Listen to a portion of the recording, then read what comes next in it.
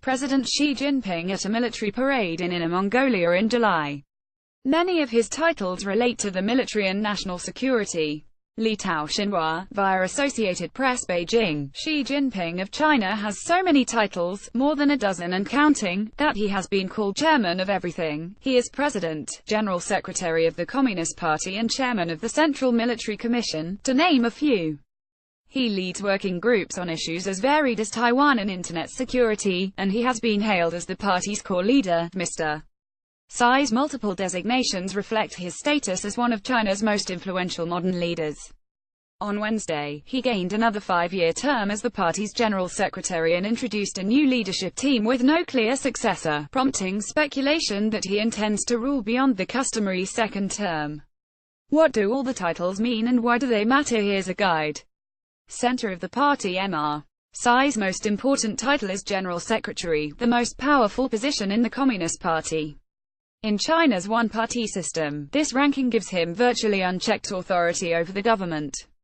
He has used his status as General Secretary to wage a withering campaign against corruption, impose ideological conformity on schools and imprison scores of activists and dissidents. But General Secretary may not be enough for Mr. Xi, who regards himself as a figure on par with China's greatest leaders. Some analysts have speculated that Mr. Xi may seek to resurrect the title of chairman of the Communist Party, a post that was retired in 1982 as the party sought to distance itself from Mao Zedong's personality cult. Mr. Xi already holds the title Guojia Jushi, which can be translated as state chairman. Since 1982, though, the government has translated this into English as president. Some critics say China adopted that translation to look more like other modern countries.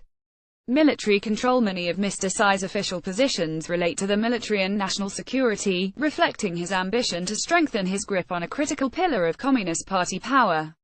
Mr. Xi, like his predecessors, is chairman of the Central Military Commission, which oversees the nation's armed forces. He also leads several entities that he created, including the National Security Commission, which has broad powers over domestic and foreign policy, including counter-espionage laws. He is also chairman of the Central Commission for Integrated Military and Civilian Development, a group that tries to break down barriers between military and civilian research and development. Mr. Xi has sought new ways to demonstrate he is serious about building a modern military force that can rival those of other major countries, including the United States. Last year, he appeared in fatigues at China's Joint Battle Command Center in Beijing to unveil yet another title, Commander-in-Chief, driving police in China's vast bureaucracy. Mr. Xi is omnipresent. He has created several so-called leading groups, which he heads, to drive policy across a range of areas, including finance, cybersecurity and relations with Taiwan. Other agencies make decisions in these areas too, but the leading groups place Mr. Xi at the center of policymaking. Xi obviously believes that the title General Secretary alone doesn't grant him sufficient power to push forward with his agenda, said Jude Blanchett, a researcher at the Conference Board, a non-profit research group, who studies Chinese politics. Adding new and authoritative-sounding titles indicates a level of legitimacy within the system. Core leader, chairman or not, Mr. Xi has made clear that he considers himself a transformational figure leading China and the party into a new era. The Communist Party has bowed to his wishes, last year naming him China's core leader, a designation that places him on the same pedestal as Mao, Deng Xiaoping and Jiang Zemin. While the title did not come with any special powers, it sent a message that Mr. Xi was not to be challenged.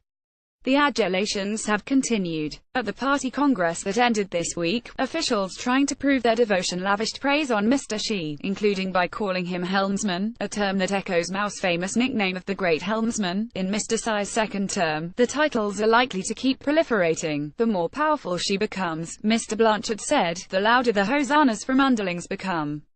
Iris Zhao contributed research. Follow Javier C. Hernandez on Twitter at Hernande Javier.